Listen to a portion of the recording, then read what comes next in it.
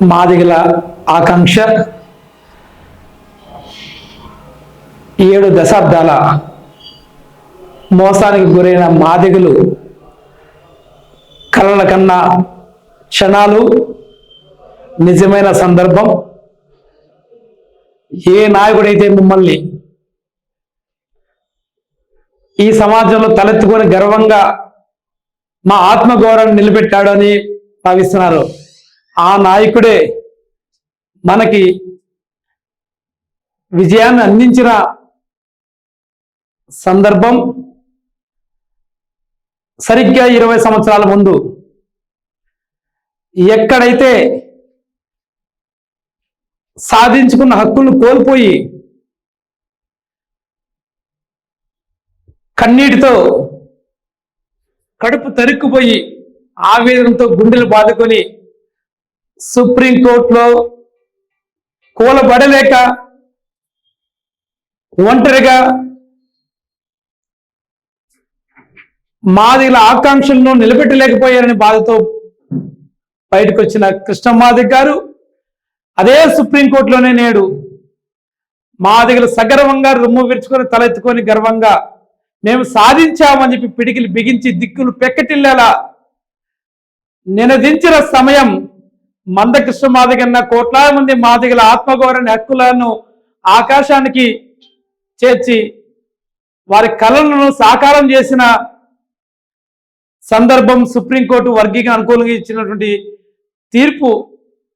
సందర్భంగా యావత్ మాదిగ జాతితో పాటు వర్గీకరణ ఉద్యమం అనే యుద్ధంలో గెలవాలని కోరుకున్నటువంటి మా శ్రేయోభిలాషులు అందరికీ ఇన్ని సంవత్సరాల వర్గీకరణ ఉద్యమంలో అకుంఠ దీక్షతో ఏ మాత్రం వెనకడుగు వేయకుండా ముందుకు దూసుకొచ్చినటువంటి కష్టపడ్డ ప్రతి ఎంఆర్పిఎస్ కార్యకర్తకు ఈ సందర్భంగా శుభాకాంక్షలు తెలియజేసుకుంటున్నాం. అదే సందర్భంలో ఢిల్లీకి వెళ్ళిన మందకృష్ణ మాదిగన్న విజయంతో మా ఆశలను నిజం చేస్తూ ఆనందంతో తిరుగుముఖం పట్టే రోజు కోసం ఎదురు చూస్తున్న మాదిగలు రేపు 13వ తారీఖున వారి భావించిన వారు ఆలోచించినటువంటి వాళ్ళు ఆశించినటువంటి రోజు రానే వస్తుంది. వర్గీకరణను సాధించుకొని 30 సంవత్సరాల మన కష్టాలకు ఒక అర్థవంతమైనటువంటి ఒక స్ఫూర్తివంతమైన ముగింపు ఇస్తూ 30 సంవత్సరాల మన ఆవేదనను ఆనంద బాష్పాలుగా మారుస్తూ 7 దశాబ్దాల పైగా జరిగిన నష్టాన్ని ఇక భవిష్యత్తులో జరగకుండా భవిష్యత్తు ఒక ఆశాజనకమైనటువంటి ఒక గొప్ప అభివృద్ధి వైపు దూసుకెళ్తున్న ఆశతో ఉన్నటువంటి మాదిగలకు ఈ ఆశలన్నీ నిజం చేసి కోట్ల మంది ఆశలను భుజానికి ఎత్తుకొని ఢిల్లీ నుంచి హైదరాబాద్ గడ్డ మీద అడుగు పెట్టబోతున్న మందకృష్ణ మాదిగన్న 13వ తారీఖు రాబోతున్నారు. హైదరాబాద్లోని సికింద్రాబాద్ రైల్వే స్టేషన్లోకి ఉదయం 10 గంటలకు అడుగు పెట్టబోతున్న సందర్భంగా 30 సంవత్సరాలు నరేంద్ర మోడీ గారి మాటల్లో చెప్పాలంటే ఒక మనిషి జీవితం ఒక లక్ష్యం కోసం,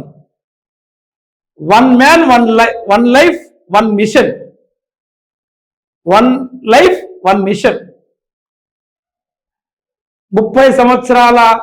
పాటు ఒక మనిషి ఒక లక్ష్యం కోసం పనిచేయడం అంటే అది మామూలు విషయం కాదు. అట్లాంటి గొప్ప నాయకుడు రాబోతున్న సందర్భంగా ఆయనకు ఆనంద బాష్పాలతో హర్షాద్వికేనాలతో మన స్వాగతం చెప్పాల్సిన అవసరం మన పైన ఉన్నది. ఆ స్వాగతం చెప్పేది కూడా భవిష్యత్తు మాదిగ తరాలకు ఒక గొప్ప స్ఫూర్తినిచ్చే విధంగా, మళ్ళీ హక్కులు ఏ మాత్రం నిర్లక్ష్యం చేసినా కోల్పోవడానికి అవకాశం లేని విధంగా వర్గీకరణకు మేము సిద్ధంగా ఉన్నామని చెప్పి సంకేతాలు ఇచ్చిన పాలకులు మళ్ళీ ఏమాత్రం ఏమరపాటుకు గురి కాకుండా జాగ్రత్త పడడానికి లక్షలాది మంది తరలి రావాలని చెప్పేసి ఆ తరలి వచ్చి ఘన స్వాగతం పలికే సందర్భం కూడా వర్గీకరణ 10 కాలాల పాటు భవిష్యత్తులో కొనసాగడానికి అవకాశం ఉండే విధంగానే ఈ విజయోత్సవ ర్యాలీ జరగబోతుంది. కాబట్టి ఈ విజయోత్సవ ర్యాలీకి దక్షిణ భారతదేశంలోని తెలంగాణ, ఆంధ్ర, కర్ణాటక, తమిళనాడు, మహారాష్ట్ర, ఇతర ప్రాంతాల నుంచి లక్షలాది మంది ఎంఆర్పిఎస్ కార్యకర్తలు, నాయకులు, మాదిగ సామాన్య ప్రజలు, ఎంఆర్పిఎస్ లో వివిధ వర్గాలుగా ఉన్నటువంటి డాక్టర్లు, ఇంజనీర్లు, లాయర్లు, టీచర్లు, విద్యార్థులు, మహిళలు, యువసేన, ఇతర కళాకారులు అందరూ మన మాదిగలకు ప్రధానమైన అస్తిత్వంగా పిలువబడుతుంటే మన డప్పును చంకనెత్తికి తీసుకొని డప్పు చెప్పులతో భాగ్యనగరం నడి వీధుల, భాగ్యనగరం నడి బొడ్డున మాదిగ దండోరా చెప్పులతో ఈ దిక్కులన్నీ పిక్కటిల్లేలా మొత్తం యావత్ సమాజం మన వైపు చూసేలా మన మాదిగల ఆత్మగౌరవాన్ని ప్రపంచానికి చాటేలా రావడానికి మీరందరూ సిద్ధం కావాలని చెప్పి సందర్భంగా ఆహ్వానిస్తూ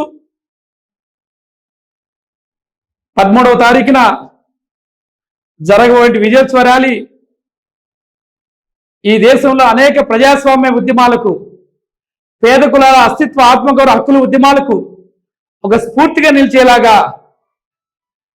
మనం నిలబడాలని చెప్పేసి స్పష్టంగా మేము కోరుతూ, ఇప్పటికే యావత్తు దక్షిణ భారతదేశం అంతా హైదరాబాద్ చూస్తున్నారు మాదిగ సమాజం. ఏ ఒక్కరూ మాదిగ గడపల్లో, మాదిగ ఇళ్లలో ఉండకుండా అందరూ భాగ్యనగర్లో ఆ రోజు రావాల్సిందిగా మీ అందరినీ మరోసారి గుర్తు చేస్తూ ఈ యొక్క అవకాశం కల్పించినటువంటి M7 మీడియా వారికి ప్రత్యేకంగా ఉద్యమాలు చేస్తూ ముగిస్తూ జై భీమ్, జై జగదేవ్, జై పూలే, జై మహాజన్, జై మందకృష్ణ మాదిగ.